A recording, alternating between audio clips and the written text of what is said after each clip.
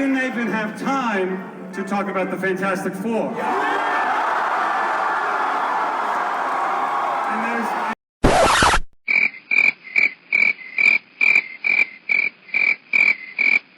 There was interconnected cinematic universes before the MCU, but there was never anything as grand in scale that yielded such massive financial returns that had as much staying power as Marvel had achieved up till 2019, when at San Diego Comic-Con, Kevin Feige made a plethora of announcements to the delight of Marvel fans, both in attendance and online. One of which was a new iteration of the Fantastic Four, Marvel's first family, which had been featured on the big screen in 3 separate films previously. First, we had the 20th Century Fox Fantastic Four, and in 2007, the sequel, Fantastic Four: Rise of the Silver Surfer, arrived in theaters. But they weren't as successful as execs had hoped, only garnering a worldwide combined total of $635 million at the box office. This led the powers that be to shelf a potential 3rd installment and a planned Silver Surfer standalone film indefinitely. Marvel's first family would lay dormant until an announced reboot to be directed by Josh Trank hit theaters. It was annihilated by critics and fans alike, leading Trank to all but leave Hollywood, as he was the root of many of the on-set issues, stemming from inexperience and immature behavior to drug use. Fan Four Stick, as it's been dubbed, only drew a paltry $167 million worldwide against a $120 million budget that does not include marketing and distribution. The film also famously race-swapped the Human Torch, as he was played by Michael B. Jordan. Features Miles Teller as Reed Richards, and completely mishandled the introduction of one of the most famous villains in the Marvel Comics, Victor Von Doom, aka Dr. Doom. For years, we saw fan casting of John Kransinski and his real-life wife Emily Blunt as Mr. and Mrs. Fantastic, Reed Richards and Sue Storm, and we were treated to a Krasinski cameo in Doctor Strange 2: Multiverse of Madness, where he was made to look like a buffoon and turned into CGI spaghetti by a raging sociopath who was willing to murder anyone and everyone to get her imaginary kids that she had with her sex robot back. More recently, the casting rumors for the forthcoming Fantastic Four's MCU debut have been flying around as if they were Johnny Storm reveling in his newfound abilities, with such names attached as, in no particular order, Adam Driver, Penn Badgley, Margot Robbie, Jodie Comer, Paul Mescal, Zac Efron, Seth Rogen, and Daniel Radcliffe. Kevin Feige announced at 2022's D23 Expo that WandaVision director Matt Shakman was attached as Fantastic Four's new director, with Jeff Kaplan and Ian Springer penning the film's script, though the duo would later be replaced by Avatar franchise writer Josh Friedman. Delays pushed Fantastic Four's release back from November 2024 to February of 2025, and again, its expected release date in May 2025. This came following an announcement that Marvel Studios projects would be spread out to allow extended post-production time, following major criticisms aimed at the quality of MCU's Phase 4, particularly in the VFX department. And it's noted that Victoria Alonso has since been fired, who was in charge of the VFX. Production is expected to begin in January of 2024, despite the fact that no roles have yet been cast. Fantastic Four is expected to release on May 2nd, 2025, as part of the MCU's Phase 6, which makes it even more concerning that there has been no news on casting, as the film's release date is only 2 years away.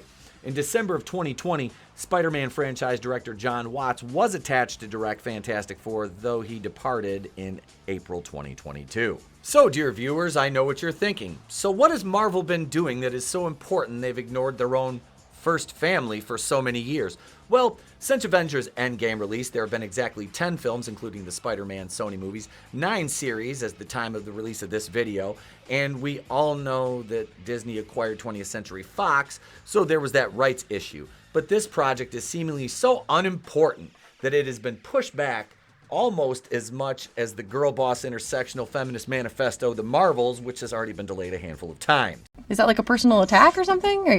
I'm not interested in or invested in the MCU anymore. And I find the fact that they've successfully replaced almost every main male character with a tokenized and or gender swapped replacement hilarious. And there's nothing wrong with female characters. But when their only identity is that they're a strong, independent woman that don't need no pale, stale male to get in the way of their girl boss moment, well, you've effectively lost me. Why would I pay my hard-earned dollars to consume media produced by people who hate? Don't ask questions. Just consume product and then get excited for next product. Marvel doesn't have the pandemic excuse to blame their financial failings on anymore, which was funny because Black Widow, Shang-Chi, and Eternals barely made profits, even though the Eternals was saving lives because of its diversity. They're incredibly diverse in the Eternals. It's just the diversity of this cast here, the diverse team. Whereas Spider-Man No Way Home raked in $1.9 billion with a B at the box office. And that was a Sony win, but it's obviously part of the MCU because of the crossover with their characters.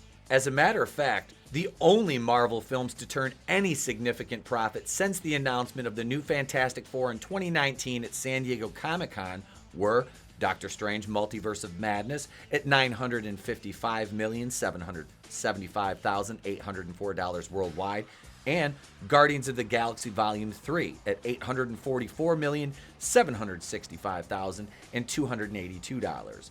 Marvel's biggest failure in that period would be Ant-Man and the Wasp: Quantumania, which brought in only $476 million worldwide against a budget that reportedly ballooned over the $200 million mark after reshoots, marketing, and distribution.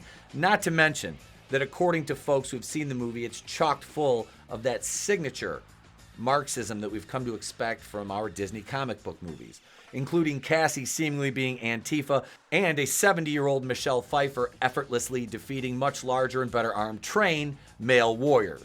Oh, God. All sorts of things have gone wrong. Viewers, I know what you're thinking. What does this have to do with Mr. Fantastic, Sue and Johnny Storm, and The Thing? Priorities. Disney has prioritized characters so obscure that if you're not an avid longtime reader, you wouldn't know who the hell most of them are. There was literally no one clamoring for a show about Agatha Harkness, Echo, Miss Marvel, or Ironheart. These characters do not sell books, they do not sell toys, they do not sell clothing, or draw any sort of positive revenue, let alone bring in the new audience that Marvel thinks they're going to attract by using these diverse and inclusive new characters. These characters are feminist identitarians that are meant to negatively subvert the audience's expectations and appease the weirdos on Twitter. They were never meant to make money or make the fans who have time and money invested in this happy or help them enjoy this cinematic universe as it progresses forward. No, that was never their intent. That, my friends, is why we haven't gotten our latest update on the Fantastic Four cinematically. And coming from someone who laughs at the stupidity of the MCU now, I have to ask the question, at this point, do you even want a Fantastic Four movie from these people? If you look at this burning dumpster fire the way I do, I'm betting that answer is no. Why would we want to see Reed Richards further humiliated? He's supposedly the smartest man in the Marvel Cinematic Universe, yet within a couple minutes of his arrival on screen, he completely commits a faux pas that cost him and basically the entire Illuminati their lives. We see Professor Xavier have his neck snapped in a dream sequence by Wanda. This is utterly ridiculous, and I just am not going to spend any money on it or give them any more of my time. This video was fun to produce because I get to look at the stupidity and the shortcomings and the failings. And at one point I was really looking forward to this Fantastic Four movie. I was, because I enjoyed the 05 and 07 ones. I thought they were fun. Not the greatest, but fun. Fanforstic was a dumpster fire.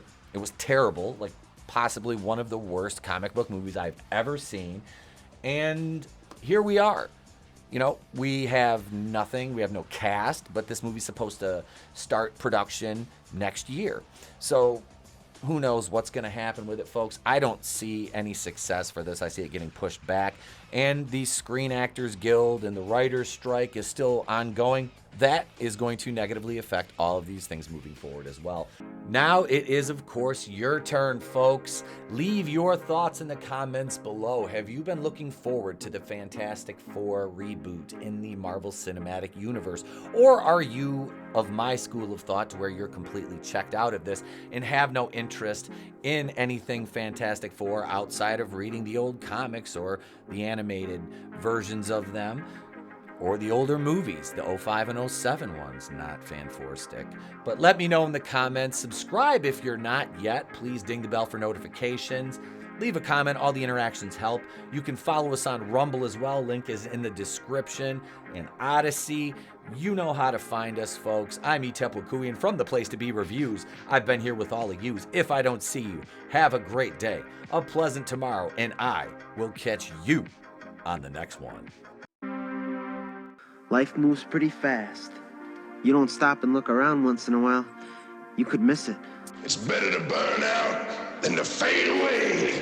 I could do this all day.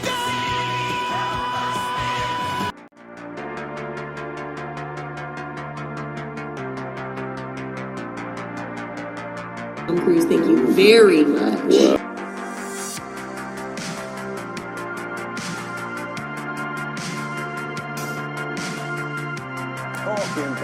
What's up, bro?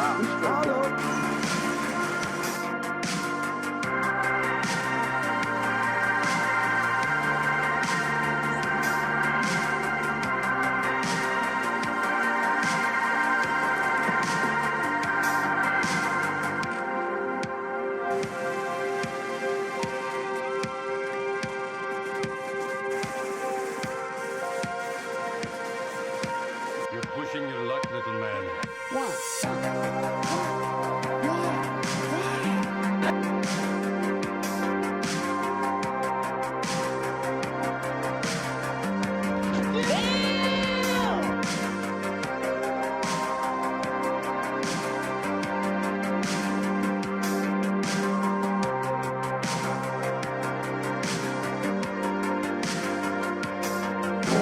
No tears, please. It's a waste of good suffering.